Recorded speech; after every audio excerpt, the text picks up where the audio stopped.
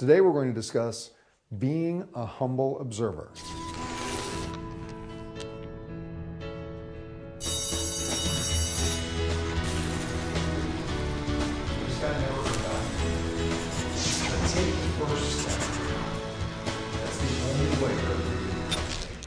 One of the beautiful gifts for me in doing this program is getting to connect with some of you who are watching the videos through your emails, and actually now a lot of people are becoming fans on Facebook, friends on Facebook and Twitter.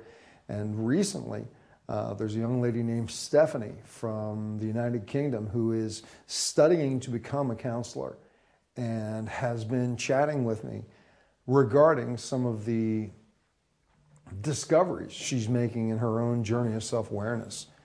And we were talking about judgments, how when you're not paying attention to yourself, when you're not aware, it's so easy to blame everybody else for what's going on, and also to blame yourself. And that when you begin to truly look inside, you become the observer. And I like to use the term being a humble observer, stepping back and being aware of what's going on with other people, what's going on with yourself, and just looking at it, not judging it.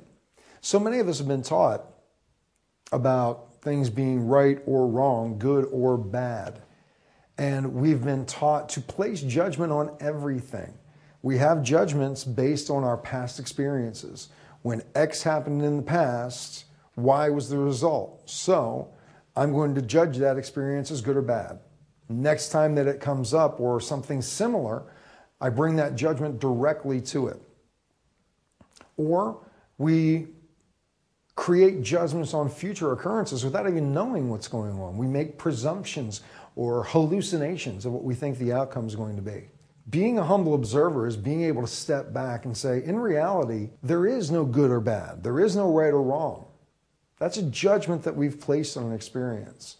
When something happens, it's not what happens that matters, it's what we do with it. It's how we apply that to our lives. What do we do in that moment as we move forward?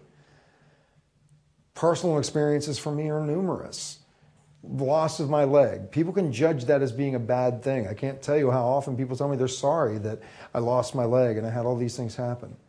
And although I appreciate their empathy, there's nothing for them to feel sorry about, because what was, if I was judging it, a traumatic experience, was one of the greatest gifts in my life. But I'm also placing a judgment when I say that it's the greatest gift. It is what it was. It was an experience. Life, in my belief, is about having new experiences. Labeling them, judging them, prevents us from fully embracing what they are. If you judge someone based on the way that they look or the way that they speak or something about them that you haven't even spoken to them before, are you robbing yourself from a relationship that you could have? Judgments about other people when you're in your car, somebody you've never met before cuts you off and you make a judgment and you start yelling and screaming and calling them won't even say the word on the tape here. But let me ask you a question. Have you ever cut somebody else off in your car? And was it because you were a bad person or that you weren't considerate? Maybe it was you just didn't see them. Maybe it was that you were swerving to miss a child that was stepping out onto the street. We're so full of judgments about everything. And it controls our life. We create whole scenarios based around these judgments. When we learn to become the humble observer, we step back and we acknowledge that we don't know what is happening in that other person's life. We don't know why they're yelling and screaming. They could have just lost the most important person to them. A family member may have passed away, and this is the way that they're reacting. Do I need to judge them, or do I need to observe, step back, take myself out of the picture, and just be present with what's happening in the moment? Becoming a humble observer allows you to open yourself to possibilities. You know, there's the experiences with yourself. When you feel anger coming up, you can go with the anger, Or you can judge yourself, I know how to control this, I shouldn't let this bother me. Or you can just step back inside of yourself and go, isn't that interesting? Surprising the way that I chose to react to that situation. It keeps you at peace, it keeps you centered. So the exercise that I'd like to offer you for this week in being a humble observer is first to become aware of how often you are judging other people, other situations. And judgment meaning you're choosing to label it as good or bad, right or wrong. You're choosing to create a story about this other person or this other situation that you really have no facts for.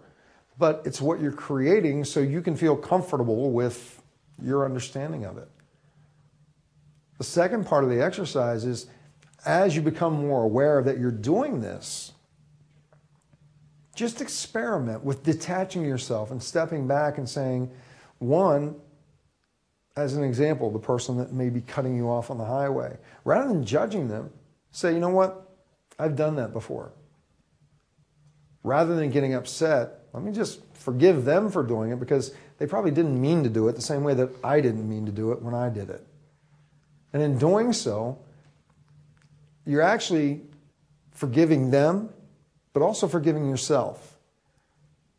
I want to refer you back to a couple of other videos we've done in the series on how to forgive others and also on self-forgiveness, because this applies in letting go of the judgment and being that humble observer.